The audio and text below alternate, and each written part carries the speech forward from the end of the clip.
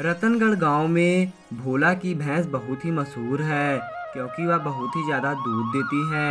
लेकिन भोला को उससे कोई प्रभाव नहीं पड़ता है। वह अपनी भैंस का जरा सा भी ख्याल नहीं रखता है। भोला दिन भर अपने भैंस को दूर जंगल में चराने के लिए ले जाता है। भोला दिन भर अपने भैंस को जंगल में चराता है।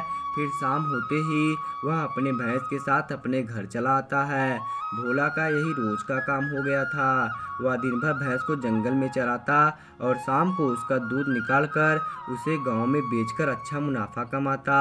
लेकिन एक दिन भोला की भैंस अचानक बीमार पड़ जाती है। भोला को उससे कोई प्रभाव नहीं पड़ता है। काली, तुम्हें क्या हो गया है?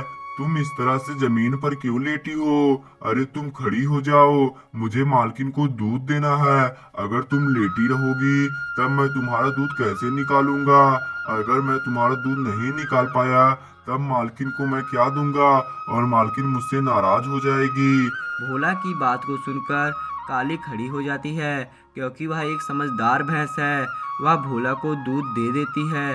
भोला ले जाकर दूध गांव में बेच देता है। भोला, आज तो दूध कम है। तुम इतना कम दूध लेकर क्यों आए हो? आज तो मुझे बहुत ही ज्यादा दूध की जरूरत थी क्योंकि मैं आज घर पर खीर बनाने वाली थी। मालकिन, मुझे माफ कर दीजिए। पता नहीं आज मेरी भैंस को क्या हो गया है। उसने आज सुबह से कुछ खाया भी नहीं है और वह दूध भी कम दे रही है। ए भोला, जब ऐसी बात है तब तुम अपने भैंस को किसी डॉक्टर से दिखाओ, वरना उसकी तबीयत बहुत ही ज्यादा खराब हो जाएगी। मालकिन, आप सही कह रही हैं। मैं भी यही सोच रहा था कि अपनी भैंस को किसी डॉक्टर से दिखाऊं, वरना मेरी भैंस बहुत ही ज्यादा बीमार हो जाएगी। अच्छा तो मालकिन, मैं जा रहा हूँ। ऐसा कहकर भोला वहां से चला जाता है।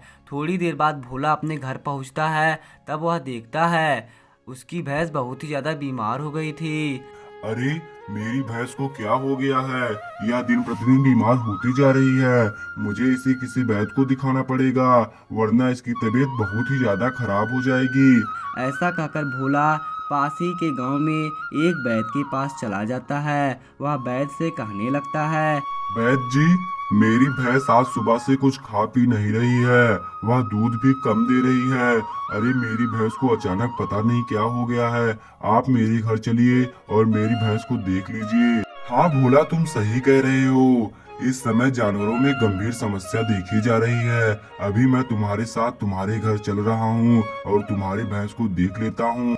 ऐसा कहकर भोला के साथ वह वैद्य उसके घर चला जाता है। वह भोला के भैंस की जांच करने लगता है और वह भोला से कहने लगता है, अरे ओ भोला, तुम्हारी भैंस की तबीयत बहुत ही ज्यादा खराब है। इसे किसी अच्छे डॉक्टर से दिखाओ। वैद्य जी, आप ये क्या कह रहे हैं? आप मेरी भैंस को ठीक नहीं कर सकते, तब आप वैद्य किस काम की हैं? अरे आप यहाँ से चले जाइए। जा रहा हूँ भोला, मैं तुम्हारे घर खुद नहीं आया था, तुमने ही मुझे बुलाया है। अरे मैं तो तुम्हारे भलाई के लिए कह रहा हूँ कि तुम किसी अच्छे डॉक्टर से अपनी भैंस को दिखा लो, वरना इसकी तबीयत बहुत ही ज्यादा खराब हो जाएगी। ऐसा कहकर वैद्य वहां से चला जाता है।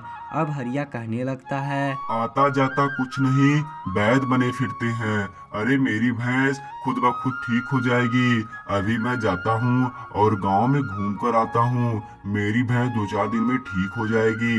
ऐसा कहकर भोला वहां से चला जाता है। भोला अपने भैंस को ऐसे ही रात भर बाहर छोड़कर चला जाता है। रात में बहुत तेजी से बारिश होने लगती है। भोला की भैंस के ऊपर बारिश हो रही थी, इसलिए वह बहुत ही ज़्यादा बीमार पड़ जाती है। सुबह बारिश बंद होती है, तब भोला अपने भैंस के पास आता है। वह देखता है उसकी भैंस बहुत ही ज़्यादा बीमार हो गई। अब उसे वैद्य की बात समझ में आने लगी। वह आनंद फानन में एक डॉक्टर के पास जाता है और थोड़ी देर बाद वह अपने साथ डॉक्टर को लेकर आता है। डॉक्टर भैंस को चेक करता है और उससे कहने लगता है, भोला, तुम्हारी भैंस की तबीयत बहुत ही ज्यादा खराब है। अगर तुमने मुझे पहले बुलाया होता तब काश यह ठीक हो जाती। अब तो मुझे लगता है यह ऐसे ही रहेगी। तुम मुझे माफ कर दो, मैं इसका इलाज नहीं कर पाऊंगा।